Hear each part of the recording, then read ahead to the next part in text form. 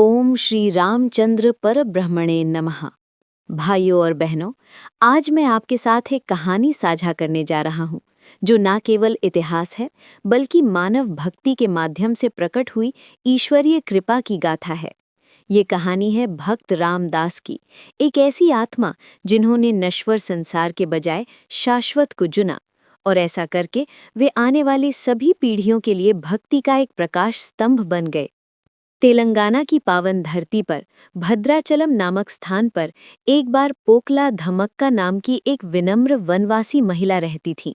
एक रात उन्हें एक पवित्र स्वप्न का आशीर्वाद मिला, एक दिव्य दर्शन जहां स्वयं भगवान उनके सामने प्रकट हुए और उनके सोए हुए हृदय में कुछ निर्देश दिए।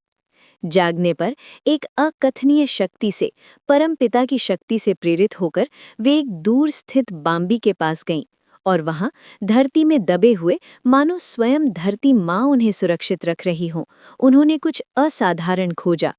श्री राम, सीता देवी और लक्ष्मण जी की स्वयंभू मूर्तियां, जो मानव हाथों से नहीं तराशी गई थी, किसी कलाकार ने उन्हें नहीं बनाया था, बल्कि वे दैवीय इच्छा से स्वयं प्रकट हुई थी। प्रभु ने स्वयं को धरती के माध्यम से प्रकट किया था और वे प्रतीक्षा कर रहे थे सही समय की, सही भक्त की, ताकि वे दुनिया के सामने आ सकें। इस चमत्कारिक खोज की खबर फैल गई और जिन्होंने ये सुना उनमें कंचरला गोपन्ना नाम का एक व्यक्ति भी था। गोलकोंडा सल्तनत के दरबार में एक तहसीलदार, टैक्स कलेक्टर था। उनके पास पद था, धन था और दुनिया की नज़रों में रुतबा था। लेकिन जब गोपन्ना ने प्रभु की उन उपेक्षित, मौसम की मार झेल रही मूर्तियों को देखा तो उनकी आत्मा में कुछ जागृत हो उठा। उन्होंने मात्र पत्थर और धातु को नहीं देखा, उन्होंने धूल में लेटे हुए मर्यादा पुरुषोत्तम श्री राम भगवान को देखा, जो स्वयं धर्म के अवतार हैं। उन्होंने सीता देवी को देखा, जो अनंत शक्ति, सदाचार और कृपा की प्रतिमूर्ति हैं, जिन्हें भुला दिया गया था। उस क्षण उनको अपने जीवन का वास्तविक उद्देश्य समझ आ गया। उनका सारा पद, सारा धन, सारी सांसारिक उपलब्धियां, वे सब इस ईश्वरीय कार्य तक पहुंचने की सीढ़ियां मात्र थीं। उन्होंने संसाधन जुटाना शुरू किया, जनता से दान आया, लेकिन वो अपर्याप्त था। उनके हृदय में जो विजन था, प्रभु के योग्य एक भव्य मंदिर, उसके लिए और अधिक की आवश्यकता थी। और तब गोपन्ना के सामने एक ऐसा चुनाव आया जो महानतम भक्तों की परिभाषा तय करता है।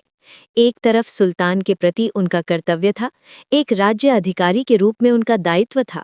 दूसरी तरफ परमपिता के प्रति उनका कर्तव्य था, ईश्वर की सेवा करने का उनका धार्मिक दायित्व था। उन्होंने शाश्वत को चुना, राज्य के खजाने से।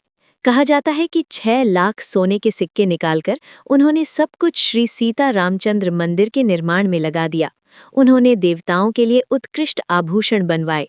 उन्होंने उन्हें एक ऐसे भक्त के प्रेम से सजाया जो हर पत्थर, हर आभूषण, हर भाव में ईश्वर को देखता है। क्या दुनिया की नज़रों में ये गबन था? हाँ, लेकिन भक्ति की नज़रों में, उस व्यक्ति की नज़रों में जिसने पूरी तरह से प्रभु को समर्पण कर दिया है, ये दान का सबसे पवित्र रूप था, किसी भी संसाधन का सर्वोच्च उपयोग। फिर भी ऐसी भक्ति की कीमत हमेशा खुशियों में नहीं चुकाई जाती।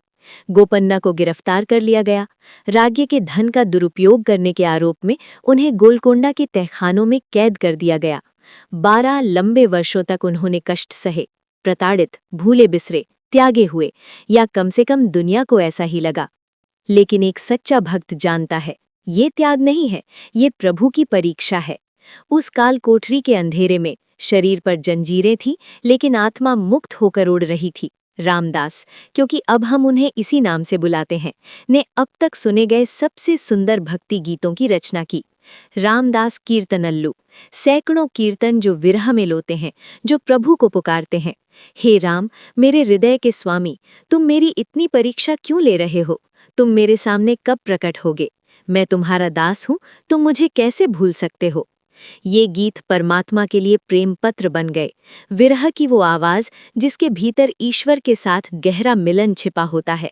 जैसे मीरा ने कृष्ण के लिए गाया, जैसे तुलसीदास राम के लिए रोए, वैसे ही रामदास ने भी इन पवित्र क्षणों में अपना दिल निकाल कर रख दिया। और फिर वो असंभव घटित हुआ। सुल्तान तानाशाह एक दिन अपने दरबार में बैठे थे जब 2 युवा सेवक उनके सामने प्रकट हुए, तेजस्वी, प्रकाशमान, अलौकिक। वे दिव्य आभा में सजे थे और उनके पास कुछ असाधारण था, श्री राम की छवि वाले सोने के सिक्के। ये दो सेवक, जो कोई सेवक नहीं थे बल्कि स्वयं भगवान राम और लक्ष्मण थे, उन्होंने सुल्तान के सामने सोना रखा और बोले, तुम्हारे भक्त रामदास का कर्ज चुकता हुआ, उसे रिहा कर दो। और फिर वे ओझल हो गए। सुल्तान, जो इस दिव्य दर्शन से चकित और परिवर्तित हो चुका था, ने तुरंत रामदास को रिहा कर दिया। अब वे कैदी नहीं थे, अब वे एक सच्चे संत के रूप में पहचाने गए, एक ऐसा भक्त जिस पर स्वयं भगवान मुस्कुराए थे। इससे भी बढ़कर सुल्तान ने एक परंपरा स्थापित की। हर साल श्री राम नवमी को भगवान राम के जन्मदिन पर वे मंदिर में कीमती मोती और रेशम भेजते थे। एक परंपरा जो आज भी जारी है, जिसे स्वयं तेलंगाना सरकार आगे बढ़ा रही है।